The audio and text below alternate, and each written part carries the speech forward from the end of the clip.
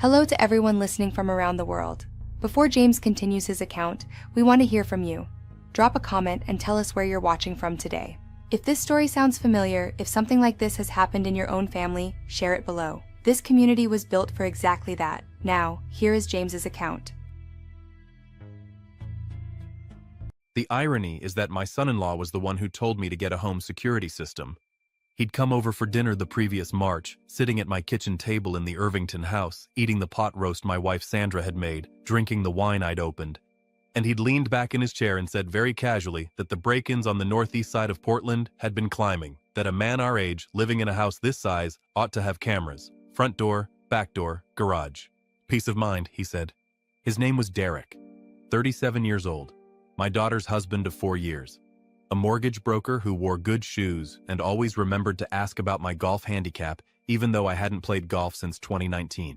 I installed the system 2 weeks later. 4 cameras, cloud storage, motion activated. I used the installer Derek recommended. I got a good deal. What Derek didn't know, what I didn't know at the time either, was that a security system records everything, not just intruders. Everything. My name is James Walker, 64 years old, retired civil engineer, 31 years married to Sandra, who is 62, and teaches part-time at Portland Community College and makes excellent pot roast. And had, as I would discover on a Wednesday morning in October, been conducting an affair with our daughter's husband for what the camera timestamps would eventually confirm was at least 11 months. 11 months. I want you to sit with that number for a moment. 11 months.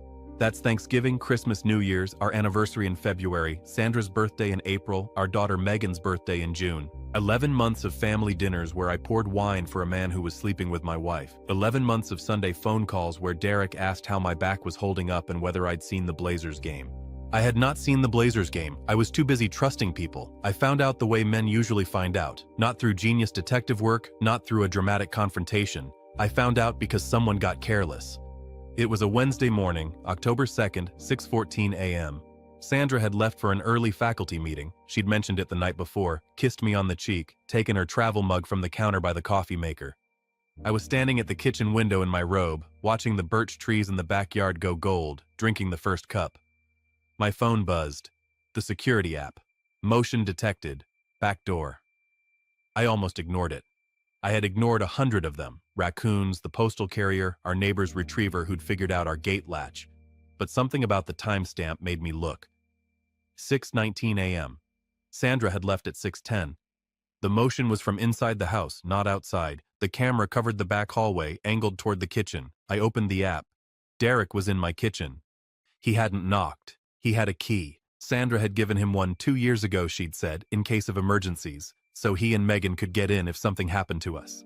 He was standing at the kitchen counter, in a jacket he hadn't been wearing when he arrived because his car wasn't in the front, which meant he'd parked somewhere else and walked, which meant this was not an accident or a spontaneous visit. He poured himself a cup of coffee from my coffee maker, he checked his phone, he sat down at my kitchen table, and then he waited. I stood at the window in my robe for 43 minutes, watching my phone screen, while the man my daughter married sat in my kitchen and waited for my wife to come back from the faculty meeting that I was now fairly certain did not exist. Here is something I learned about myself that morning. I am not the kind of man who kicks indoors. I am the kind of man who makes a list. Sandra came back at 7:52. I watched them through the camera. I won't describe what I saw. I'll tell you only that it lasted 22 minutes and that when Derek left through the back door, he took his jacket and left the coffee mug in the sink without rinsing it. That detail bothered me almost as much as everything else. I didn't say a word when Sandra came home at noon. She came in through the front door with grocery bags and a story about a colleague named Pat who'd gone long in the meeting, and I was sitting at the kitchen table with the newspaper, the actual printed newspaper, and I looked up and I said, "Good meeting?" "Long." She set the bags on the counter. "Pat cannot wrap up a discussion to save his life." Sounds frustrating. It is, every time. And that was that. She unpacked groceries. I read the newspaper, or appeared to. What I was actually doing was running the conversation I needed to have with my attorney through my head, organizing it, sequencing it, the way I used to organize a structural load calculation, methodically without emotion, because emotion introduces error. The attorney's name was Helen Morse, family law, downtown Portland, office on Southwest Broadway. I'd never needed her before. I found her through my accountant, a steady man named Paul Garrett who had done my taxes for 16 years, and who picked up the phone on the first ring when I called him from my car that afternoon and said very quietly, "Paul, I need a family law attorney today." Paul didn't ask questions. He texted me Helen's number before I reached the end of the block. I didn't know yet how many things were about to become relevant. I didn't know yet what Megan would say, and I absolutely did not know yet that Derek had made a financial decision 8 months earlier that was going to make the next conversation with Helen Morse considerably more interesting. Welcome back to Sweet Family Revenge. Grab your snacks, get comfortable, and remember, the people in these accounts had every chance to behave themselves. They just chose wrong. Drop a comment and subscribe. You're going to love it here. Helen Morse was 58, had done family law in Portland for 24 years, and had the specific, unhurried manner of a woman who had seen every variation of human disappointment, and was therefore not rattled by any of them. Her office smelled like good coffee and paper files, and the reliable competence of someone who had never once in her career been caught unprepared. She looked at the screenshots I'd pulled from the security app, 4 of them, time-stamped, and then she looked at me. "How long has this been going on?" The camera timestamps show the first incident in November of last year. That's as far back as the cloud storage goes. November. She wrote something down. "How are you?" "I'm organized," I said. She looked up. "That's a good answer. I spent 35 years calculating how much weight a structure could bear before it failed. I know what preparation looks like. I'd like to start preparing." She nodded. She pulled a yellow legal pad toward her, and for the next 2 hours, Helen Morse and I had the most productive conversation I'd had in recent memory. About the Irvington house, which was in both our names, about the retirement accounts, about the investment portfolio Paul Garrett managed, about the cabin in Bend I'd inherited from my father in 2018, and which was, I had thought, simply a family retreat, about Derek. "What do you know about his finances?" Helen asked. "He's a mortgage broker, good income. I've never looked at his specific numbers." "Has he ever borrowed money from you?" I paused. "He asked Sandra for a short-term loan last February," I said slowly. "She mentioned it in passing. Said it was a business thing. He was between deals." She said she'd lent him $12,000. Helen's pen stopped. "From which account?" I looked at her. "I'd have to check." "Check tonight," she said. "And James, don't tell Sandra you've checked. Don't tell anyone. Not yet." I drove home, made dinner, ate across from my wife of 31 years and talked about whether the birch trees in the backyard needed trimming before winter. After Sandra went to bed, I sat at the kitchen table with my laptop and looked at the joint savings account for the first time in 8 months. The $12,000 was there in February. That was accurate. What was not accurate was the figure Sandra had given me. Because the account history showed not 1 withdrawal, it showed 4. February, March, May, and August. Combined total, $31,000. The last withdrawal had cleared 6 days before my mother's funeral. The weekend I was 3 states away in Eugene. The weekend Sandra had stayed home because she said she wasn't feeling well. 47 texts from Derek's number on her phone that weekend. I knew because I'd seen the bill 2 weeks later and hadn't registered what it meant until now. I sat at that kitchen table for a long time. The birch trees could wait. There is a concept in structural engineering called load path. It describes how weight moves through a building, from roof to wall to foundation. When you understand the load path, you know which elements are truly bearing the structure and which ones are decorative. You know what you can remove without consequence and what, if removed, brings everything down. Sandra and Derek had been operating as though I was decorative. They were about to find out I was load-bearing. Thursday morning, October 3rd. Helen Morse called at 8:15. I was already at the kitchen table with coffee, having slept approximately 3 hours, having spent the remainder of the night reviewing 6 months of account statements. With the patient focus of a man who had spent a career reading documents that, if misread, caused buildings to fall. "The $31,000, Helen said. "Did you find any documentation, loan agreement, acknowledgement, anything in writing?" "Nothing." "Then it's a marital asset that was transferred without your knowledge or consent. That's relevant to the division of marital assets, particularly if Derek can't account for it." "He won't be able to account for it," I said. "I know what it was for." A pause. "Tell me." "He had a licensing issue last spring. A complaint filed against his mortgage broker's license with the Oregon Division of Financial Regulation. I found the public record last night. It was filed in January, resolved in September. The complaint involved improper handling of a client's escrow funds. Not criminal, but regulatory." The kind of thing you'd need to resolve quickly and quietly before it affected your business. Helen was quiet for a moment. He used Sandra to access your joint savings to resolve a regulatory complaint. That's what I believe. And Sandra knew. Sandra knew. I heard her writing. James, I want you to understand what this means for the asset division. When a spouse uses marital funds without the other spouse's knowledge to benefit a third party, particularly a third party with whom they have an undisclosed relationship, Oregon courts take that seriously. We're not just looking at equitable division anymore. I understand. Do you want to proceed? Yes, I said. But I want to do one thing first. What's that? I want to make sure Megan hears about this from me. Not from Sandra, not from Derek, not from a divorce filing. From me. Helen paused. How old is Megan? 34. She's in Sacramento. She teaches high school biology. When are you going to call her? This weekend, after I have the documentation in order. She deserves the full picture, not a fragment. The weekend arrived slowly, the way difficult weekends do. Sandra was home Friday and Saturday, a normal weekend, or a performance of one, depending on your perspective. We went to the farmer's market on Saturday morning at the PSU Park blocks the way we had gone almost every Saturday for 20 years. She bought persimmons. I carried the bag. We ran into a couple from the neighborhood, the Hendersons, and stood on the sidewalk in the October sun and talked about their grandchildren for 12 minutes. I have never felt more like a man standing on hollow ground. Saturday afternoon, Sandra went to a yoga class. I went to Paul Garrett's office, which he'd opened specifically for me on a weekend because Paul Garrett is that kind of man.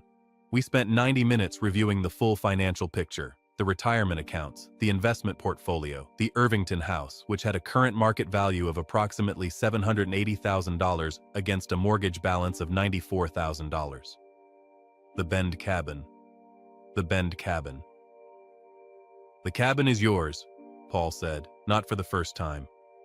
Inherited separately, never commingled. In Oregon, that's separate property. Sandra has no claim on it. I know. I just want to make sure it's at the front of your mind when you sit down with Helen. It is. Paul took off his reading glasses. He'd known me for 16 years. He looked at me the way people look at you when they've known you long enough to not need to ask how you are. You doing okay, James? I'm doing what needs to be done, I said. That's enough for right now. He nodded. He put his glasses back on. He printed the documents I needed. If you've been listening for a while and want accounts like this to keep coming, it really helps when you hit that like button and subscribe. 97% of people never do, but it's what keeps this whole thing running. So, thank you. Sunday. I called Megan at 10 a.m. Pacific, noon her time. She was home. I could hear the particular Sacramento Sunday quiet through the phone. Traffic faint in the background, her neighbor's dog. She picked up on the second ring. Dad, hey. Hey, sweetheart. I was sitting in the Bend cabin when I called her.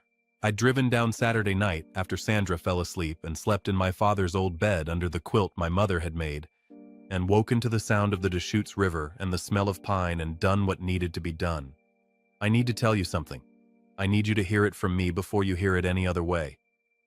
A pause, the specific pause of a child who has learned from experience that sentence precedes something that changes things. Okay, she said quietly.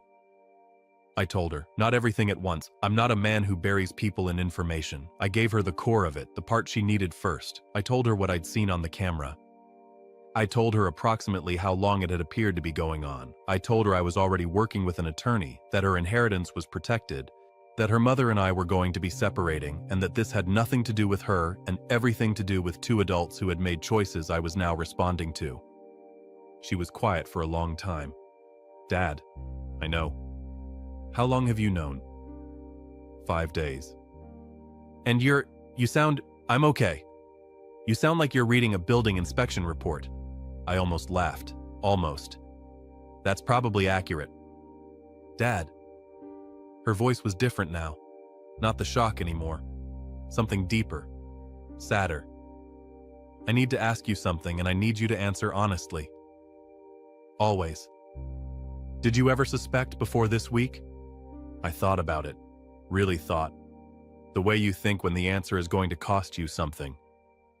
No, I said, and I've been trying to figure out what that means about me. "It doesn't mean anything about you," Megan said. "It means something about them." She was right. She has always been the clearest thinker in our family, her mother's organizational skills, her grandfather's precision. I sat in the Bend cabin and felt for the first time since Wednesday morning something that wasn't the cold arithmetic of documentation, something that simply hurt, plainly and without structure. "I love you, Dad. I love you too, sweetheart. What happens now?" "Now I go home," I said, "and I finish what I started."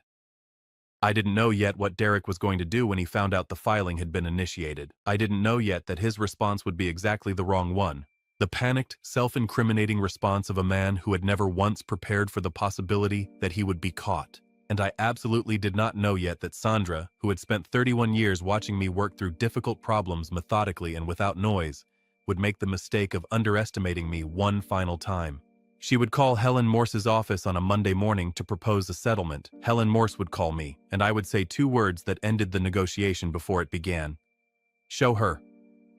Helen Morse had a policy against speakerphone during settlement discussions. She said it changed the dynamic, made people perform rather than negotiate. She made an exception on the Monday morning Sandra's attorney called. I sat in Helen's office on Southwest Broadway, in one of the two client chairs facing her desk, and I listened. Sandra's attorney was a man named Gary Fitch, competent, measured, the kind of voice that suggests he had done this many times and preferred the quick resolution. He opened by acknowledging that the situation was, and I am quoting, "complex and emotional for all parties," and that his client was prepared to be reasonable. Helen let him finish. Then she said, very pleasantly, "I'd like to share some documentation with you before we discuss terms." The documentation was 47 pages. Paul Garrett had compiled it. It included the 4 unauthorized withdrawals from the joint savings account, the timeline correlated against Derek's regulatory complaint filing dates, the cloud-stored security footage log, not the footage itself, just the metadata, timestamps, duration, frequency, 11 months of entries. The most recent one had been 2 days before this phone call.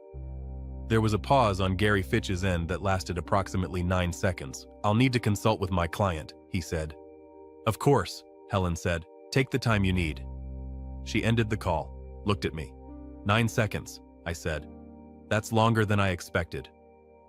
What followed was not dramatic in the way people expect these things to be dramatic. There were no screaming phone calls, no ambush at the family home, no confrontation in a parking lot. What there was, instead, was 14 days of back and forth between two sets of attorneys, conducted in offices and over email, while Sandra and I continued to live in the Irvington house, in what I can only describe as the most precisely civil arrangement I have ever been part of. We said good morning, we cooked separate meals, we watched different televisions in different rooms. We were polite in the way of two people who understand that whatever they say to each other at this point is potentially relevant to the proceeding. I am a structural engineer. I understand load-bearing elements. I had become, in those 14 days, the most load-bearing thing in my own life. Derek's response, as I mentioned, was the wrong one. When Megan called him, not to accuse, just to say she knew and that she needed time, he panicked. He called Sandra from his car, not knowing that Sandra was sitting in Helen Morse's office reviewing the documentation for the 3rd time, and he said several things on that call that Sandra, to her attorney's visible distress, had already allowed to go to voicemail on a phone that was now being treated as a legal instrument. Men who panic leave evidence. Men who prepare do not need to. Derek's voicemail contained an acknowledgement of the relationship, a reference to the money, and an attempt to establish a shared story. That by the time he left the message, Sandra had already declined to corroborate because Helen had made very clear to Gary Fitch what the documentation showed and what it meant for any contested proceeding. Sandra did not protect him. I want to be precise about this, not because it gives me satisfaction, but because it is relevant to what actually happened. When the choice was between protecting Derek and protecting herself, Sandra chose herself. Quickly, without visible hesitation. I found I wasn't surprised. If you've made it this far, do us one quick favor. Subscribe. A lot of people listen without ever doing it. It costs you nothing and means everything to us. Thank you genuinely. Now, where were we? The settlement was finalized on a Friday in late October. The Irvington house was to be sold, proceeds split equitably, with an adjustment for the $31,000 in unauthorized withdrawals, which the court treated as a marital waste claim. Helen had been right about that. Oregon courts take it seriously. The retirement accounts were divided per standard equitable distribution, with adjustments calculated by Paul Garrett that took into account the income differential. Over the last 12 years since Sandra had moved to part-time work, the Bend cabin was not on the table. It had never been on the table.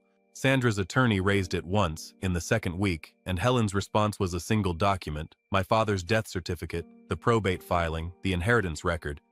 And Gary Fitch moved on. Sandra moved into an apartment in the Pearl District. I stayed in the Irvington house through the listing process. I spent those weeks going through 31 years of accumulated belongings, with the careful, methodical attention of a man who has learned not to keep things that don't carry weight. Derek lost the mortgage broker's license. Not immediately. The regulatory process has its own timeline, its own pace. But the complaint that had been filed in January, the one he'd used $31,000 of my money to quietly manage, had not fully resolved in the way he'd believed. A subsequent audit, triggered by the civil proceedings discovery process, identified additional irregularities. His license was suspended pending review in early November.